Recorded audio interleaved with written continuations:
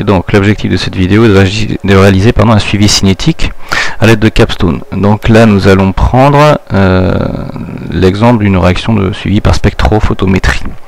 Donc nous avons ici, nous avons préparé le matériel, donc nous avons pris la cuve ici pour faire le blanc, nous avons les deux réactifs que nous allons mélanger dans ce troisième bécher, puis que nous allons ensuite transvaser dans une cuve que nous mettrons ici dans le spectro.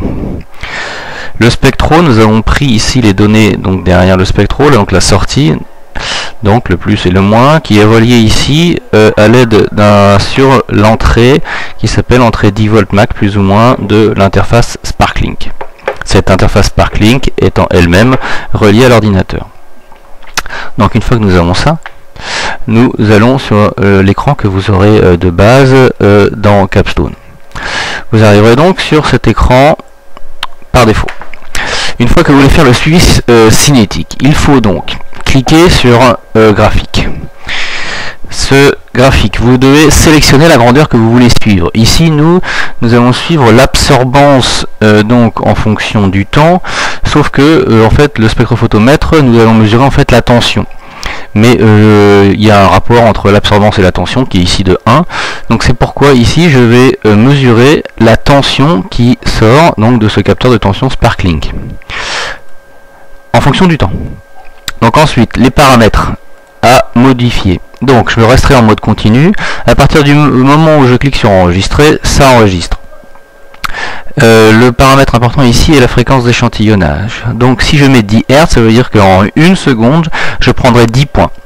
Je peux bien entendu faire changer de fréquence d'échantillonnage et par exemple dans mon cas, prendre un point toutes les 2 secondes suffira amplement. Donc dans ce cas-là, je diminue la fréquence d'échantillonnage jusqu'à obtenir des durées cette fois-ci.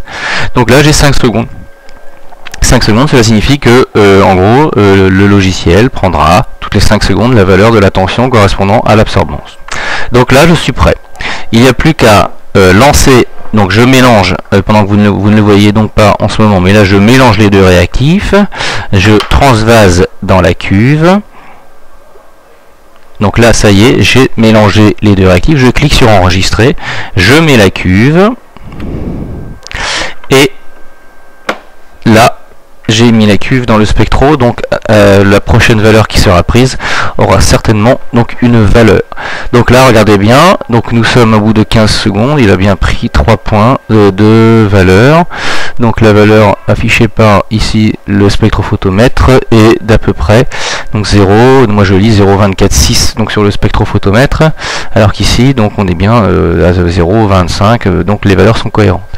Au fur et à mesure du temps ici donc l'axe va se dilater jusqu'à ce qu'on ait la valeur indiquée.